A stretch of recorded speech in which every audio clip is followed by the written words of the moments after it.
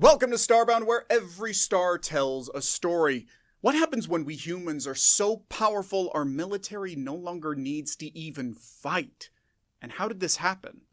Check to make sure you're subscribed today, because if you're not, do it. It's totally free. But now, let's get into the story. Ambassador Elara touched down on Earth with a mix of curiosity and disdain. Her talons clicked against the polished floor of the spaceport, a stark contrast to the soft, yielding Earth of her own homeworld. Everything about this place felt subdued, muted. Even the air seemed to hum with an understated energy. She had been tasked with a singular, seemingly straightforward mission. Understand why humanity, a species renowned for its past military triumphs, now refused to engage in war. To the Aethel, a race that prized strength and martial prowess, the pacifism reeked of weakness. A man stood waiting for her, a small, unassuming figure amidst the bustling crowds. This had to be Elias Vance, the human historian assigned to her. He greeted her with a small smile and gestured towards a waiting vehicle. Ambassador Elara, welcome to Earth. I trust your journey was pleasant. His tone was polite, almost deferential. It did little to ease Elara's apprehension. She had studied human history, their brutal ascendance, their mastery of warfare. How could such a species simply abandon their nature? Pleasant enough, she replied, her voice carefully neutral. Though I confess, your world lacks a certain vibrancy. Elias chuckled, a low rumble in his chest. We prefer peaceful to vibrant these days. Come, let's get you settled in. We have much to discuss. As the vehicle glided through the city, Elara couldn't shake the feeling of being watched. Buildings soared overhead, testaments to human ingenuity, yet they felt more like cages than monuments. Was this the price of peace? To exist in this sanitized, controlled environment? Elara spent the next few days trapped in a whirlwind tour of human history. Elias led her through museums filled with relics of ancient battles, holographic displays showcasing tactical maneuvers that sent chills down her spine. Humanity's ingenuity was undeniable, their capacity for violence terrifying, yet the more she learned, the deeper the mystery became. This, Elias said, gesturing towards a massive rusted metal shard, is all that remains of the last Hammer of Dawn. Elara circled the artifact, her brow furrowed. It was an imposing weapon, even in its ruined state. A weapon of such destructive power. Yet it was never used. Elias shook his head, a somber expression on his face. No, it was built at the height of what we call the Age of Reckoning, a period of near constant global conflict. But before it could be deployed, the war ended. How? Elara pressed, her curiosity piqued. Elias led her to a display case where a simple smooth stone rested on a velvet cushion. This, he said, his voice barely a whisper, is the answer. He explained that the stone found on the battlefield littered with countless casualties had become a symbol, a stark reminder of the true cost of war, not just in lives lost, but in the erosion of humanity's soul. Elara examined the stone, its smooth surface cold beneath her touch. It was unremarkable, yet it held a weight that seemed to press down on her. Could such a simple object truly be the catalyst for a species-wide shift? The days blurred into weeks, filled with lectures, simulations, and endless debates with Elias. Elara struggled to reconcile the humans' violent past with their current pacifism. Your history is full of contradictions, she said one evening, her frustration evident. You mastered the art of war, perfected the tools of destruction, yet you choose to remain idle while others fight. Elias sighed, leaning back in his chair. We didn't choose idleness, Elara. We chose a different path. He explained the concept of total war, a doctrine humanity had developed during its darkest hour. It wasn't just about defeating the enemy on the battlefield. It was about breaking their spirit, crippling their infrastructure, and ensuring their utter annihilation. We learned, he continued, his voice heavy with regret, that true victory lay in making war so terrible, so utterly devastating, that no one in their right mind would ever consider it again. Elara stared at him, a chill running down her spine. This is madness. To achieve peace through the threat of ultimate destruction. Was this the true face of human pacifism? A shrill alarm echoed through Elias's apartment, jolting Elara from her restless sleep. News reports flashed across the screen, showcasing a familiar sight. Starships locked in a tense standoff, energy shields shimmering under a barrage of laser fire. The Krell and the Lumina, Elias murmured, his voice grim. Their territorial dispute has escalated. Elara watched as the two alien races, both known for their volatile tempers and rigid sense of honor, inch closer to open war. This was precisely the kind of conflict that demanded intervention, yet humanity remained silent. The Galactic Council has pleaded for human mediation, Elias said, his eyes fixed on the screen. But so far there's been no response. Elara couldn't believe what she was hearing. This was their chance to prove their strength, to use their knowledge and experience to avert a disaster, yet they chose to do nothing. They're cowards, she spat, her voice laced with disgust. They hide behind their pacifism while the galaxy burns. Elias turned to her, his gaze steady. Don't mistake inaction for indifference, Elara. Humanity chooses its battles carefully, and when we do fight, it's not a battle anyone walks away from. His words did little to quell her unease. The galaxy held its breath, bracing for a war that seemed inevitable, and humanity, the species with the power to stop it, stood on the sidelines. The news came as no surprise, yet it sent a shiver down Elara's spine. The Krell, fueled by Chancellor Vorak's fiery rhetoric, had launched a preemptive strike against a Lumina outpost. The galaxy erupted into chaos. The Galactic Council, desperate to contain the situation, issued a direct plea for human intervention. The message was broadcast across every channel, a desperate cry for help echoing across the stars. To Elara's astonishment, humanity responded, but not with the overwhelming force she had expected. Instead, a single ship, the flagship of the human peacekeeping force, charted a course for the neutral planet designated for negotiations. They're sending a diplomat, Elara exclaimed, incredulous. To a war zone. Elias, his face grim, shook his head. Not just any diplomat. Admiral Kaito. He's a relic of a different time. He explained that Kaito was one of the last surviving veterans of humanity's final war, a living embodiment of their terrifying potential. He was a symbol, a message that Elara struggled to understand. What good was a single ship, a single man, against the might of two warring fleets? Was this humanity's idea of a solution? To bear witness to the carnage they could have prevented? The atmosphere on the neutral planet was thick with tension. Delegations from the Krell and Lumina, their faces etched with anger and suspicion, glared at each other across the vast conference table. Elara, accompanying Elias as an observer, could feel the hostility radiating off them like a heat from a furnace. The arrival of the human ship did little to ease the tension. Admiral Kaito entered the conference chamber alone, his posture erect, his gaze unwavering. He was a study in contrast. His weathered face spoke of countless battles, yet his eyes held a deep, unsettling calm. Chancellor Vorak, the Krell leader, rose from his seat, his reptilian features contorted in a sneer. So, the humans grace us with their presence at last. Come to lecture us on the virtues of pacifism while our people are slaughtered. Kaito's response was soft, almost inaudible. We are here to offer a perspective. He gestured towards the technicians who had accompanied him, directing them to activate a device that had been brought into the chamber. It hummed with an ominous energy, casting flickering shadows across the faces of the assembled delegates. Elara leaned towards Elias, her voice barely a whisper. What is that? I don't know, he replied, his eyes fixed on the device. But I have a bad feeling about this. The device flickered to life, bathing the room in a cold blue light. A holographic projection shimmered into existence above the conference table, resolving into a detailed map of the surrounding star systems, the very systems the Krell and Lumina were fighting over. What is this? Chancellor Vorak demanded, his voice laced with suspicion. Some kind of human trickery? Admiral Kaito ignored him, his gaze fixed on the projection. This, he said, his voice resonating with a quiet power, is a simulation. A glimpse into what awaits you should you choose to continue down this path. Before anyone could protest, the simulation began. Fleets of Krell and Lumina warships materialized on the holographic map, engaging in a chaotic ballet of laser fire and exploding debris.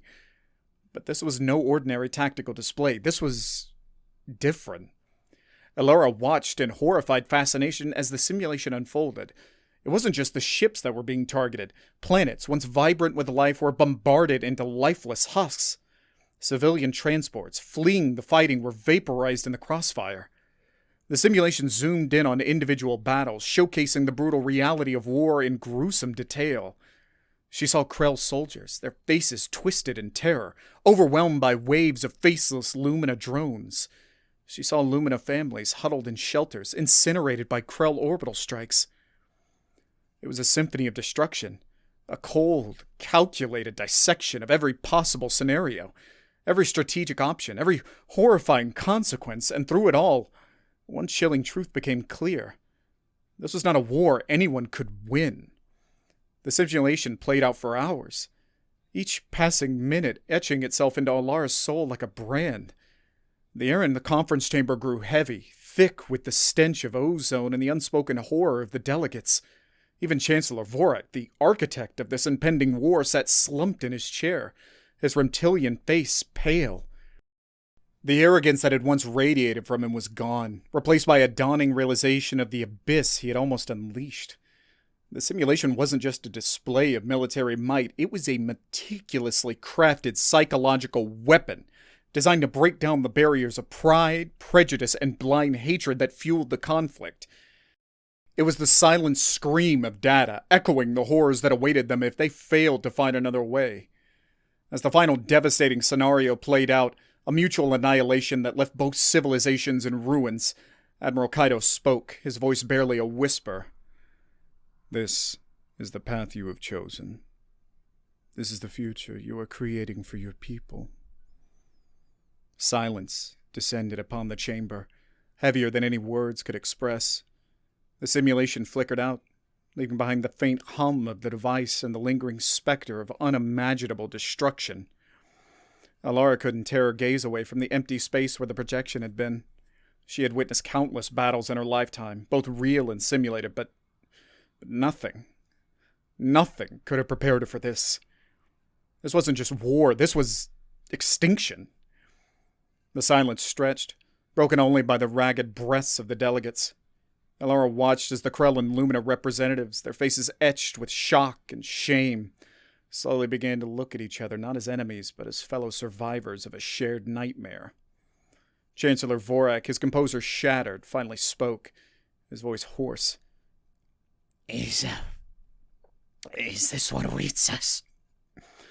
Admiral Kaido's expression unreadable, nodded slowly. "It is one possible outcome. The data is clear. This conflict, if allowed to continue, will consume both your civilizations. The only question is, how many will die before you realize the futility of it all?" His words hung in the air, heavy with unspoken truth. Elara saw a flicker of doubt in the eyes of the Lumina delegation, a glimmer of something akin to fear in the faces of the Krell warriors. For the first time since arriving on this planet, Elara felt a sliver of hope pierce through the suffocating despair. Perhaps, just perhaps, this is the turning point. The moment when reason, however forcefully presented, began to chip away at the bedrock of hatred. She looked at Admiral Kaido, his posture still ramrod straight, his gaze fixed on the faces of the delegates. He hadn't raised his voice, hadn't made any threats. He had simply presented them with the truth, in all its brutal, undeniable clarity. And in that moment, Elara understood. This was the true face of human pacifism. Not weakness, but a profound understanding of the cost of war. A willingness to stare into the abyss and use that knowledge to steer others away from the brink. The silence in the chamber stretched, no longer suffocating, but pregnant with the weight of 1,000 unspoken words. The delegates, once brimming with righteous fury, now seemed to shrink under the weight of the simulation's implications. Chancellor Vorak, his reptilian face etched with fatigue, broke the silence, his voice, once booming with confidence, now was a raspy whisper. What do you propose we do?" The question, laced with a vulnerability Elara had never imagined hearing from a Krell leader, seemed to hang in the air, a plea for guidance from the very species that they had dismissed as weak. Admiral Kaido, his composure unwavering, met the Chancellor's gaze. "The choice," he said, his voice a steady counterpoint to the turmoil swirling in the room, "has always been yours. The simulation merely illuminates the path you are on." He gestured towards the silent device. "This is not a prophecy, but a warning. The future is not set. You have the power to choose a different path, a different outcome." His words, devoid of judgment or condemnation, seemed to reverberate through the chamber, a lifeline tossed into a sea of doubt and despair. Elara watched as the delegates, their faces a mixture of shame, fear, and a flicker of fragile hope, began to whisper amongst themselves. The seeds of doubt had been sown, watered by the stark reality of their potential future. The question was, would they take root and blossom into something resembling peace? The negotiations, once a stage for fiery pronouncements and thinly veiled threats, transformed into a somber affair. The simulation had stripped away the veneer of bravado, leaving behind a raw vulnerability that permeated every exchange. Elias, his usual academic detachment replaced by a quiet intensity, worked tirelessly alongside Elara, guiding the delegates through the treacherous minefield of compromise. The air crackled with tension, punctuated by moments of heated debate and tense standoffs. But through it all, a fragile bridge of understanding began to emerge. The Krell, their arrogance tempered by the simulation's stark warnings, grudgingly acknowledged the validity of some Lumina claims. The Lumina, in turn, softened their stance on several key issues, their initial outrage giving way to pragmatic desire for lasting peace. Elara, witnessing firsthand the subtle shifts in posture, the softening of voices, the hesitant nods of agreement, felt a surge of cautious optimism. The simulation, for all its horror, had achieved what years of diplomacy had failed to do. It had forced both sides to confront the terrifying reality of their shared mortality. The path to peace, she realized, was not paved with lofty ideals or grand pronouncements, but with small, difficult steps taken by those willing to look beyond their differences and acknowledge the shared humanity that bound them, even across the vast gulf of interstellar space. Late one night, as Elara pondered over the latest round of proposals, a quiet knock on her door startled her from her work. It was Elias, his face etched with a weariness that went beyond fatigue. "May I come in?" he asked, his voice subdued. Elara nodded, gesturing towards the datapads scattered across her desk. "Another long night?" Elias sighed, sinking into a chair. "Some wounds," he said, his gaze distant, "run deeper than any weapon can reach." He proceeded to tell her about his research into humanity's past, the countless conflicts that had stained their history. He spoke of the psychological toll exacted on generations of soldiers, the scars that lingered long after the guns had fallen silent. "We may have mastered the art of war," he said, his voice tinged with a deep sadness, "but we never escaped its consequences." He shared stories of veterans driven mad by their experiences, of societies shattered by grief and loss, of a collective trauma that had seeped into the very fabric of their being. It was a side of humanity she had never considered, a sobering reminder that even the victors bear the invisible wounds of conflict. As Elara listened to his tales, she realized that the true cost of war wasn't measured in casualties or destroyed infrastructure, but in the erosion of the human spirit, the fracturing of their collective psyche. The peace talks dragged on for weeks, a grueling test of endurance and diplomacy. Elara, fueled by a newfound sense of purpose, found herself working alongside Elias, mediating disputes, bridging cultural divides, and patiently guiding the delegates towards a mutually acceptable solution. There were moments when the talks teetered on the brink of collapse, old hatreds flaring up, accusations flung across the table like daggers. But each time the specter of the simulation loomed large, a stark reminder of the abyss that awaited them. And slowly, painstakingly, progress was made. Territorial claims were renegotiated, resource disputes were settled through compromise, and a framework for a lasting peace began to emerge. Throughout it all, Elara couldn't help but marvel at the humans' approach for peacemaking. They weren't imposing their will, dictating terms, or threatening retribution even. They were facilitators, guides, their presence a constant reminder of the fragility of peace and the devastating consequences of failure. She observed Admiral Kaito, a silent sentinel throughout the negotiations. He rarely spoke, yet his very presence seemed to hold the room in check.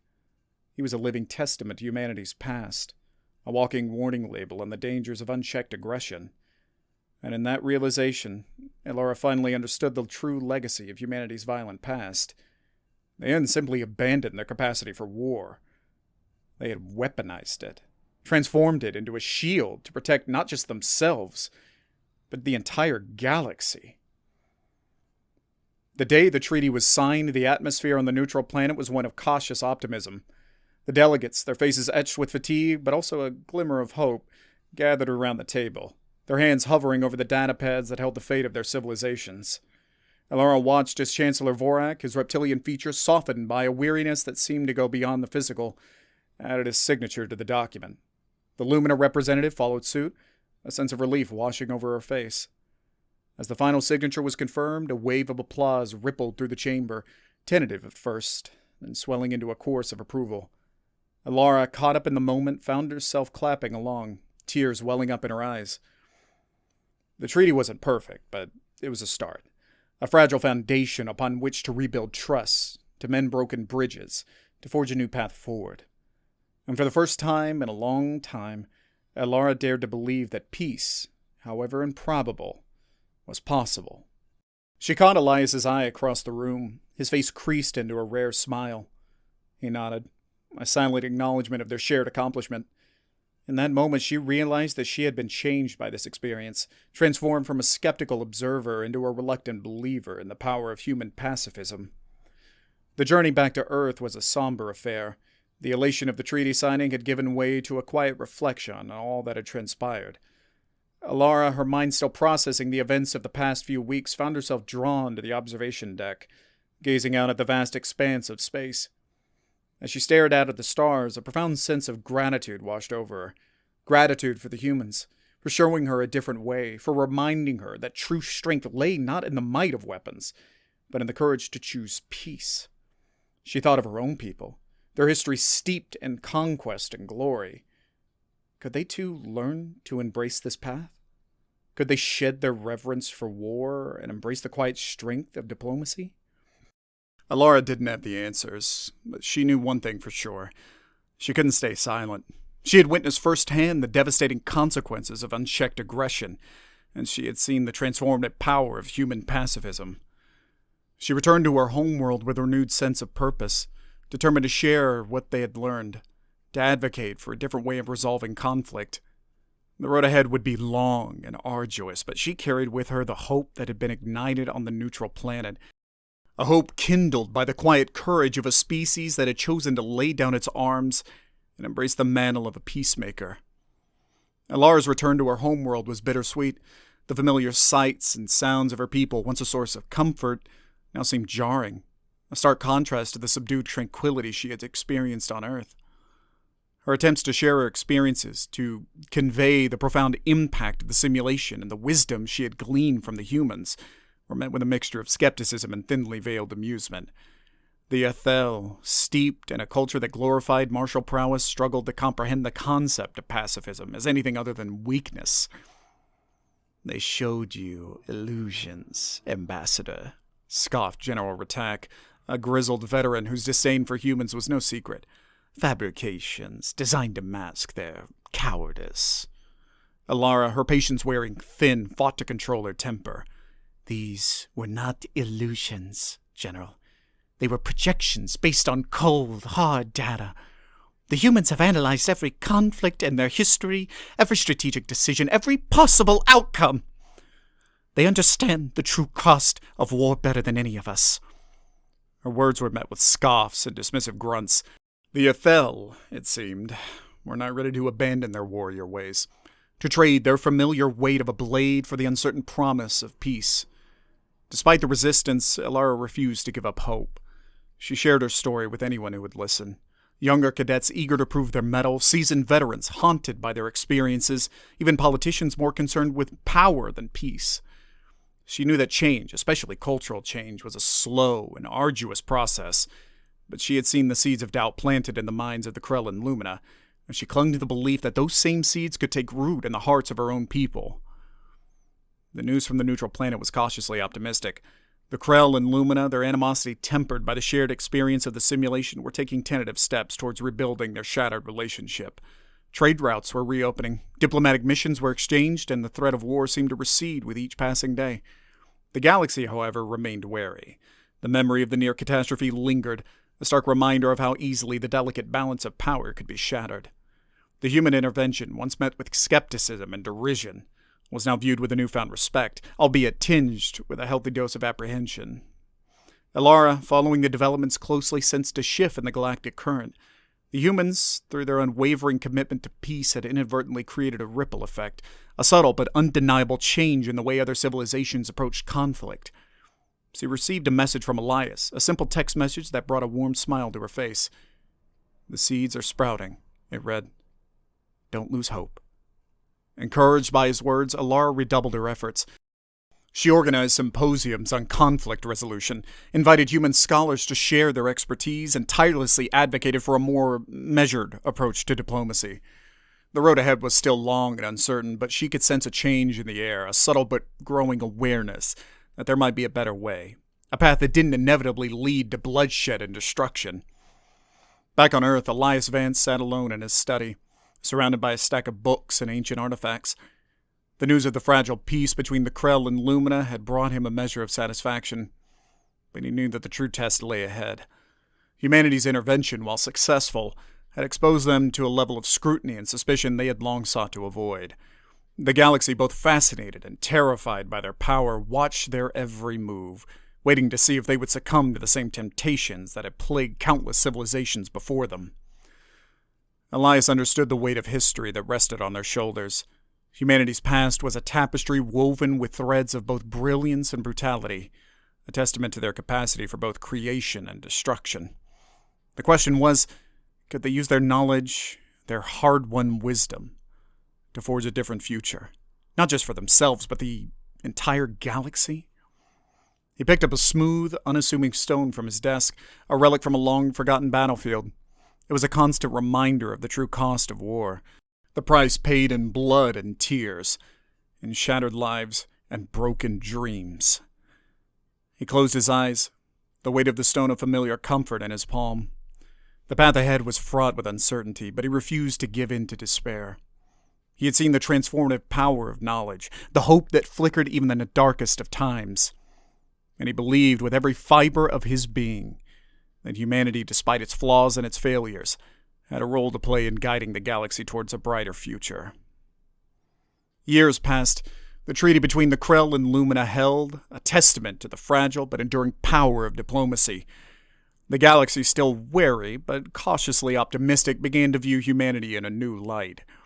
The humans, true to their word, refrained from interfering in the affairs of other civilizations.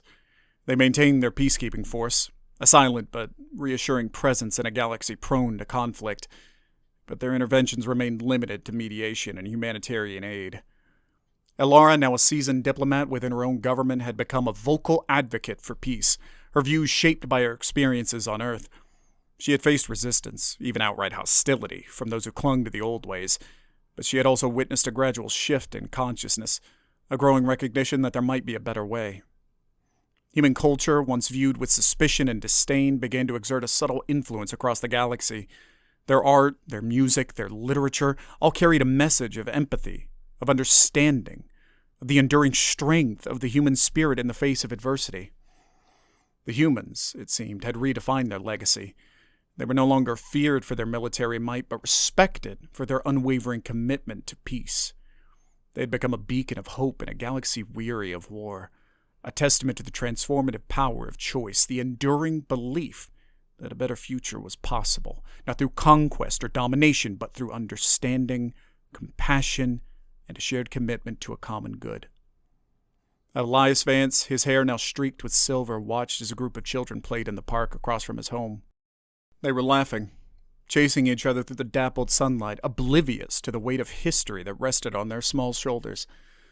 He had dedicated his life to understanding the past, to unraveling the complex tapestry of human nature, with all its contradictions and complexities. He had stared into the abyss of their capacity for violence, but he had also witnessed their unwavering resilience. their boundless capacity for love, for compassion, for hope. The galaxy was still a dangerous place, filled with uncertainty and the ever-present potential for conflict. But in the laughter of those children, in their innocent joy, Elias saw a glimmer of a brighter future. A future where peace was not just a dream, but a lived reality. He reached into his pocket and fingered the smooth, worn stone he had always carried with him, a tangible reminder of the past they had left behind and the promise of a future they were striving to create. A single word escaped his lips, a whisper carried on the breeze, a quiet prayer for a galaxy, finally, at peace.